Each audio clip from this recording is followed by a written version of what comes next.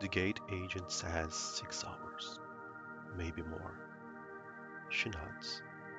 She finds a seat near the window, not by the window, near it. She sets her bag down. She puts her phone face down on the seat beside her. She does not turn it over. 11 minutes. That is how long it takes before the thing arrives. Not a thought, not a memory exactly. A wait. Something that has her name on it. She does not reach for the phone. Not yet.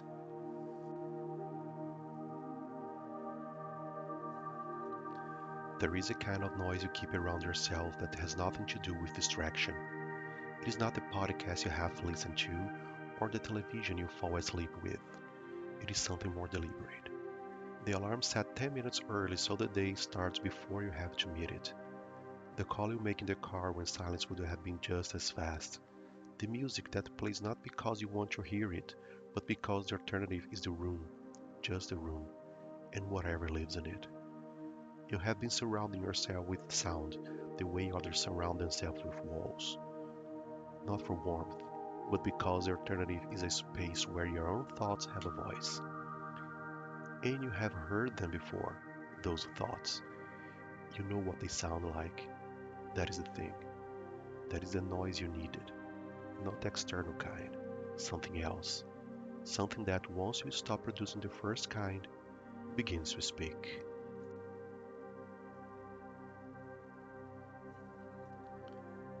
There is a mirror in a hallway, old house, or maybe just old light. The kind that makes everything's light golden and not quite sharp. The mirror is turned, not facing the wall, not facing the room. It is at an angle, maybe 15 degrees from where it should be, so that what it reflects is the ceiling or the edge of a door frame, or nothing in particular. It has been that way for a long time. No one moved it there deliberately, or maybe someone did once and then forgot. It still shows things, just not the things it was made to show.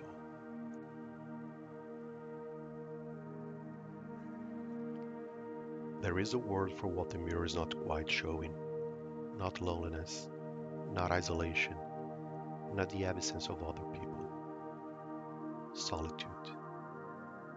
What we mean when we say the word, or what we should mean, is something closer to presence, the presence of the self, undiluted, without the softening of noise or activity or the faces of other people.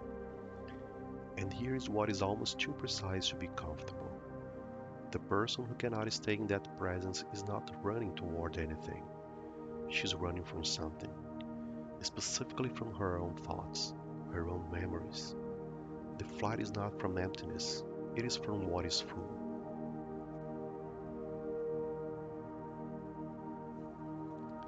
She raised 2 children in that house. She was good at it. She was good at being needed. When the last one left, her friend said, "Now you get your life back." She smiled at that. She started saying yes to things, dinners, comedies, weekend trips. Her calendar filled faster than it ever had. She does not think of herself as someone who avoids anything.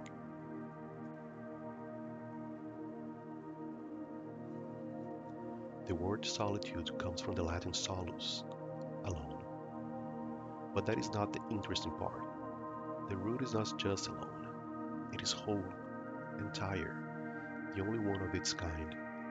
In older usage, solus did not mean lonely or lacking, it meant undivided, a thing that had not been split between two places or two loyalties or two performances, a thing that was simply, entirely, itself. So when the language gave us solitude, it was not describing an absence, it was describing a condition of wholeness, the rare state of being with only one person, and that person being you. And you feel that in the body when you read it, not in the word the way we use it now, with its faint suggestion of sadness, in the root, in what it was before we made it mean something we were supposed to be afraid of. The fear came later, the word knew better.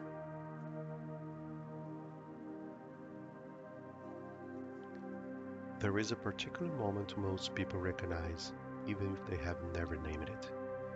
You are in a room, it does not matter which room, and the usual inputs have gone quiet. The phone is elsewhere, or the music stopped, or the person you were talking to has just left and the door has just closed. And in the space before you feel it, something arrives. Not a thought, not quite. More like the outline of a thought, like something sitting just at the edge of your peripheral vision that disappears the moment you turn to look at it directly. Most people feel the space before they can see what it was. That is not weakness, that is habit. That is what the noise was built for.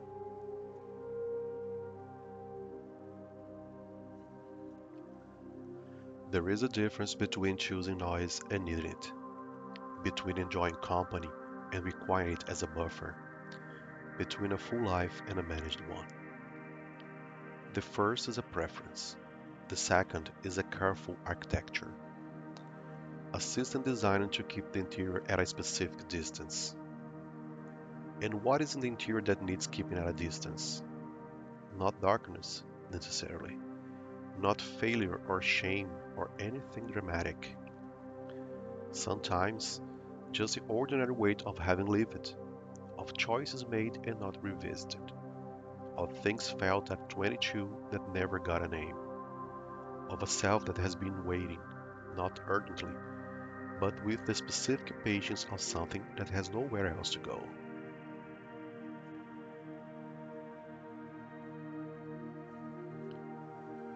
So we are going to slow down now, not because the problem is solved, not because anything has resolved, but because this, right here, is actually the threshold. The moment just before you would normally reach for the phone, or the task, or whatever fills the space for you. We are going to stay in it instead, just for a while, just to let the room be what it is.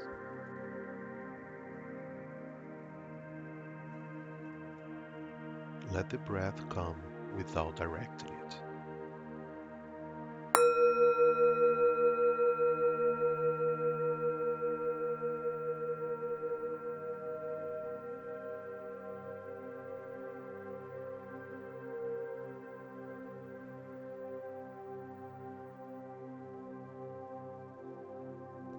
Let the body receive the chair, the floor, the small weight of your own hands.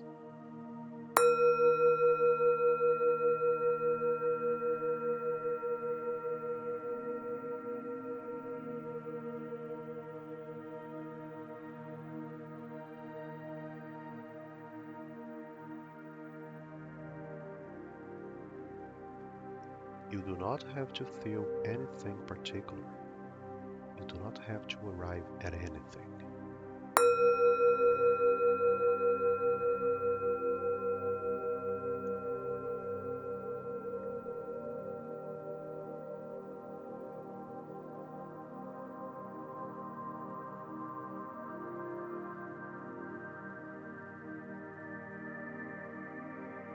Let there be an open quality to this moment. Not waiting, just open. The way a room is open before anyone enters it.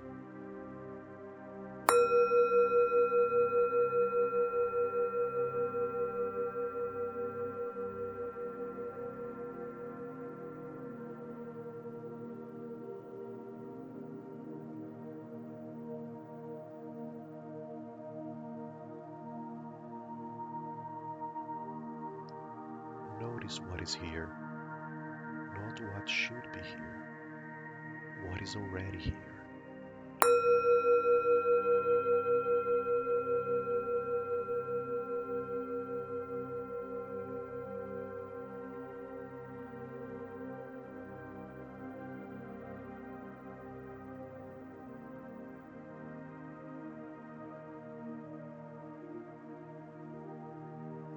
Let it stay. Let it be enough.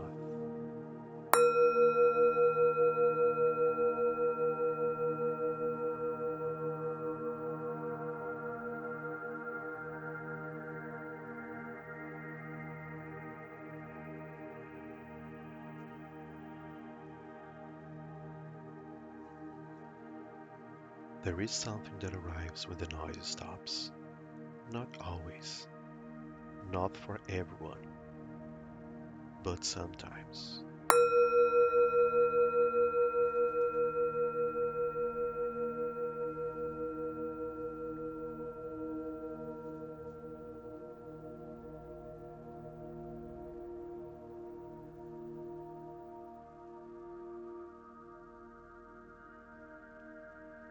Let yourself receive it without needing to name it yet.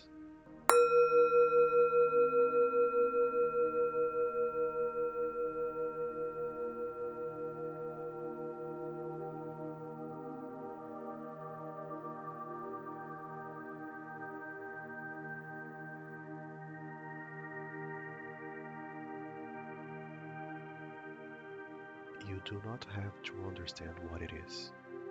You only have to let it land.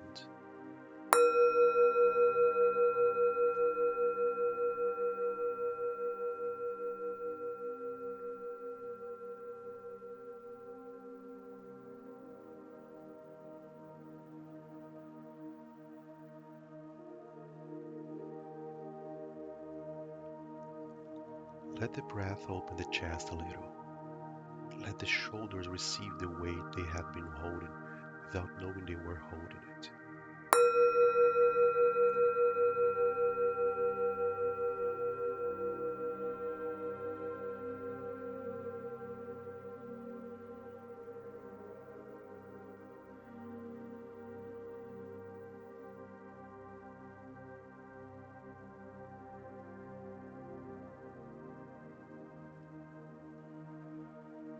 Open to what is already present.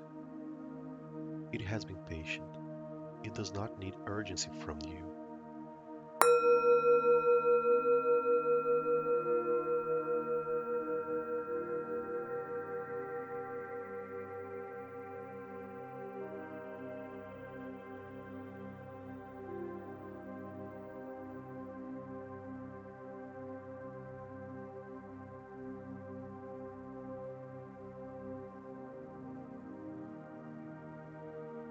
Just here. Just open. Just let it arrive at its own pace.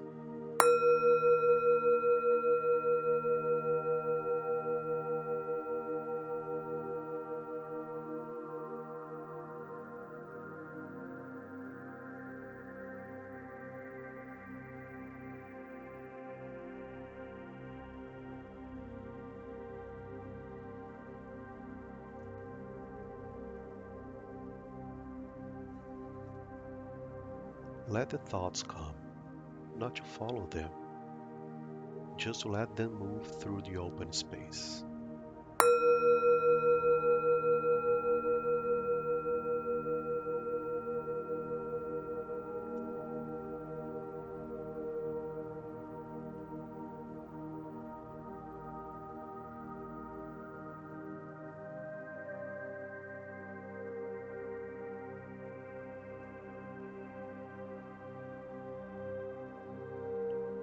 They are not demands, they are not accusations.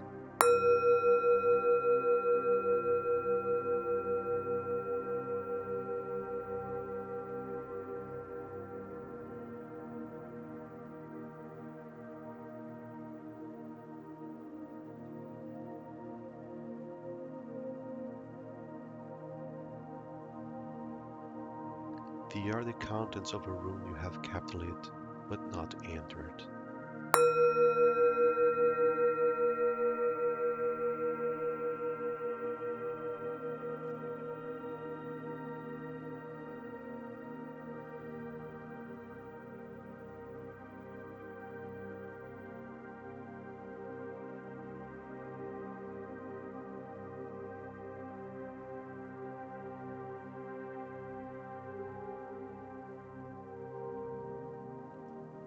Let the door be open now. You do not have to go in. Just let the light from inside reach you where you are standing.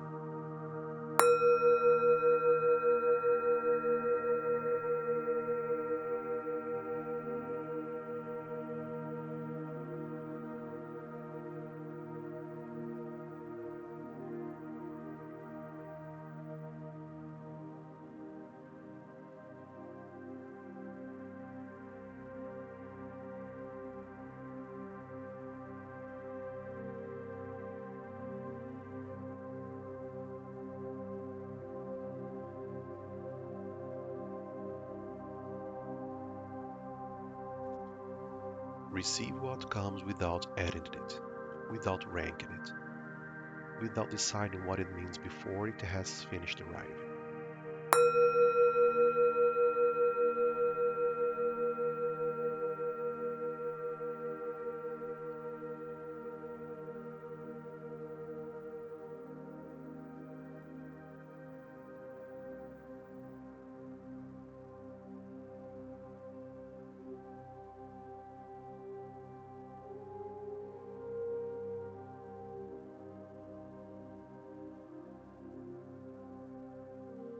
Open, still, here.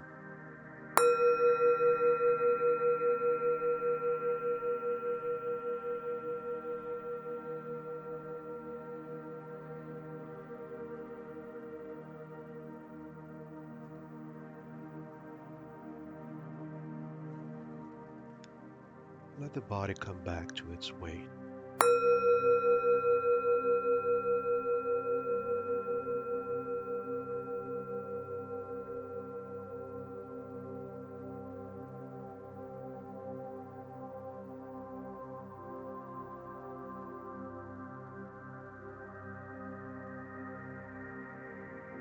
The floor, the breath, the specific temperature of this room, this hour,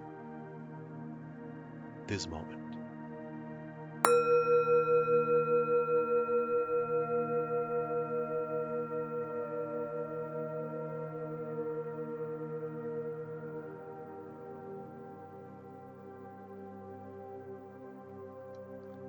Let yourself receive the fact of having stayed here this long, not as an achievement, as a simple fact.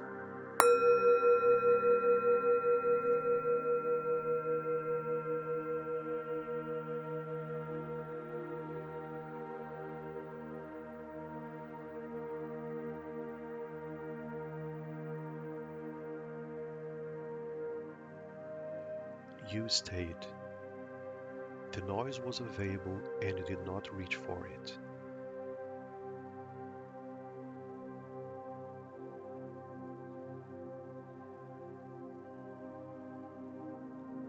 Let that land without commentary, without deciding what it proves.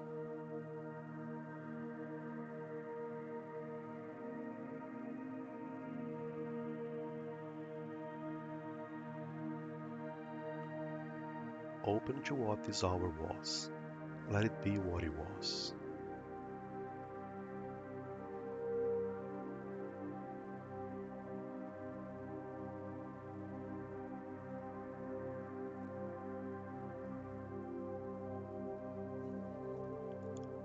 Let there be a space now at the center of this hour.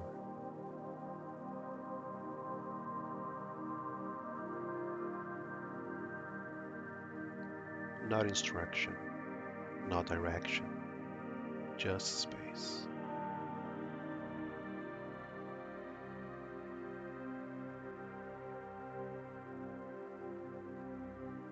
Let the breath come all the way in. Let it open the chest, the ribs, the space between the shoulder blades. Let it come all the way out, slowly, without forcing it to be more than it is.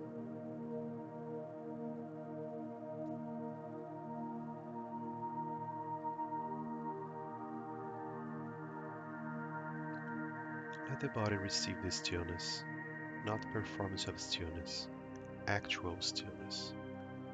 The kind that comes when you stop producing sound, you stop feeling the air, you stop being for anyone.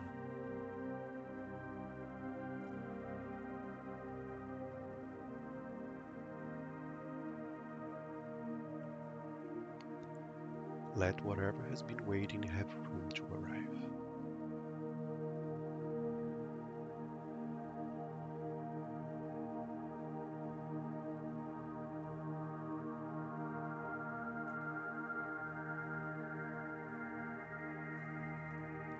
You do not need to receive it all at once. Let it come at the pace it has always moved at, slower than thought, more patient than grief.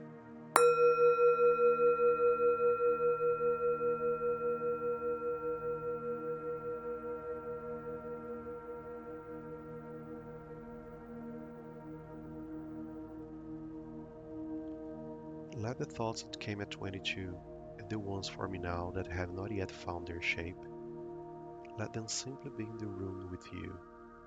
You are not required to name them, only to let them be here.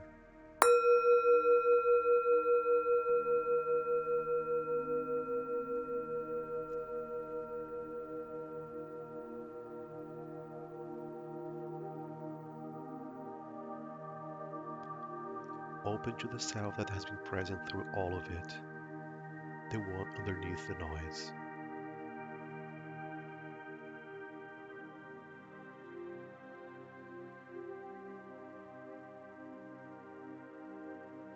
Let that one receive this hour.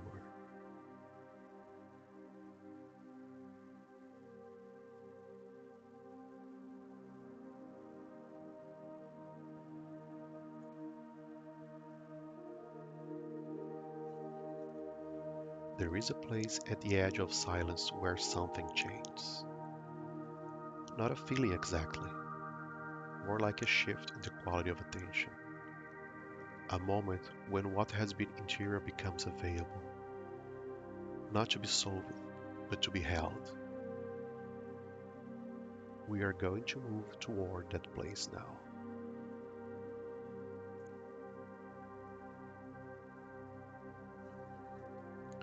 You do not have to call it prayer if that word does not fit you.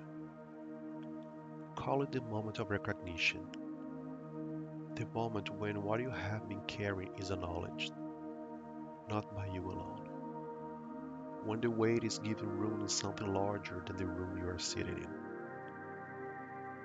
We are almost there.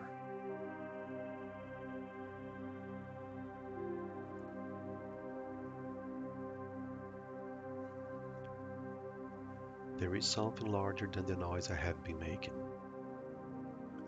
I have known this for a long time without quite knowing I knew it. Something has been patient while I was filling the hours. It has not left. It has only waited.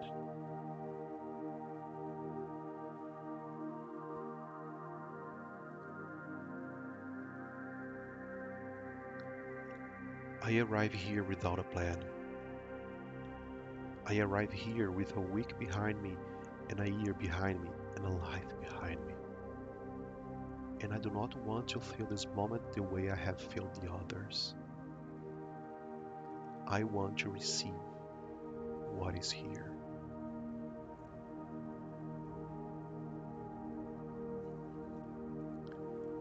There is a mirror turned sliding away from the wall. I have been the one who turned it. Not all the way. Just enough so I would not have to look. I do not know how long I have been doing that. I do not know what I have been keeping for myself. I am standing in the hallway now. I have not turned it back, but I am standing here.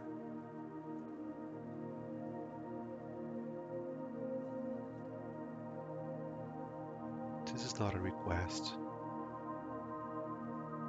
It is not a petition. It is only a way of standing, open, turning slightly less away than before, carrying what I carry here.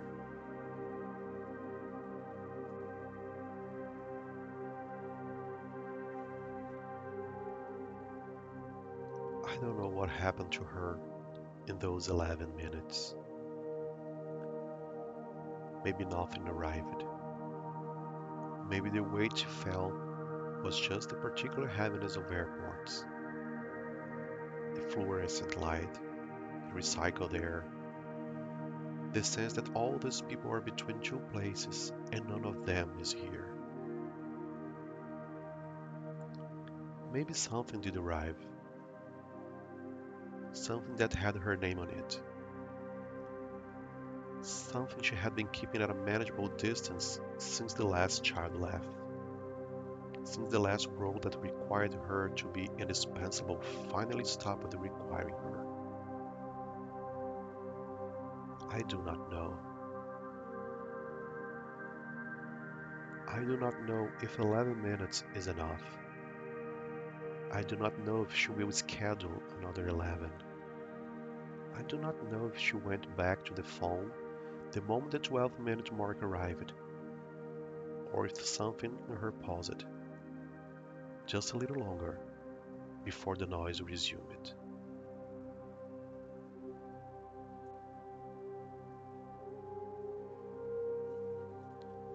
The room you are in right now is the room you were in before all of this began.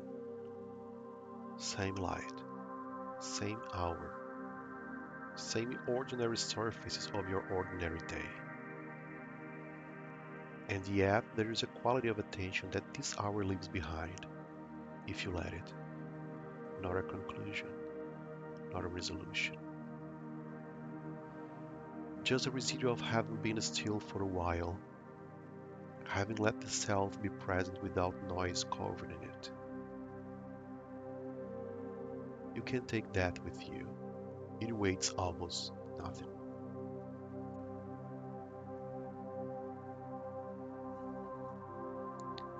The phone is still face down on the seat. The departures board has updated. There is a gate. There is a time. The boarding pass is folded. She holds it without looking at it. The mirror in the hallway is still turned at its angle. None of these things has moved.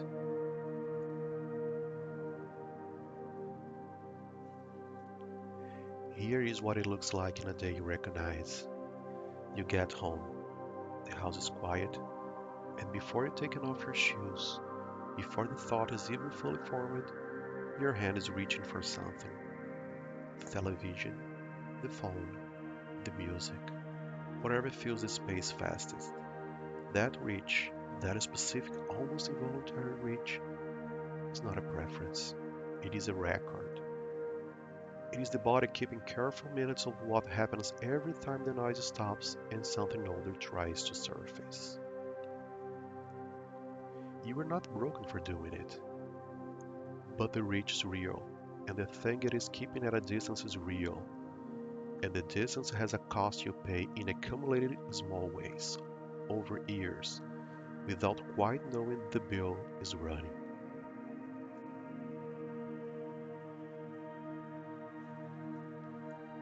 Somewhere there is a mirror in the hallway. It's still turning at its angle. It's still reflecting the ceiling or the edge of a door frame, or nothing in particular. It's still showing things, just not the things it was made to show. No one has moved it back, but someone has been standing in that hallway a little longer than usual. Not ready, not certain, just standing there in the presence of a reflection she has not yet seen. The flight was rescheduled. She boarded. She put the phone face down on the seatback tray and watched the tarmac until it disappeared.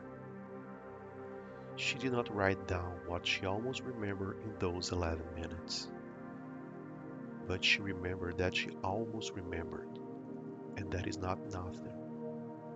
That is a kind of beginning, the kind that does not announce itself.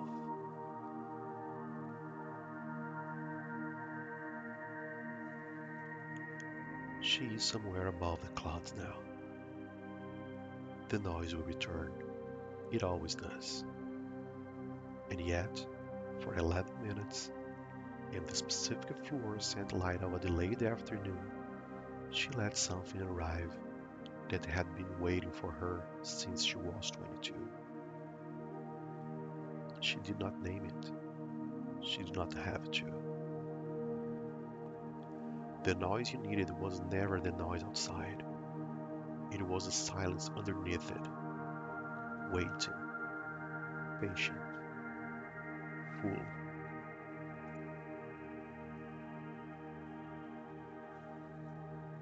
If this hour stayed with you, let it stay a little longer.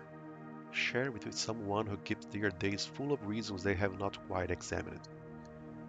And if you want to be here for the next one, the door is open.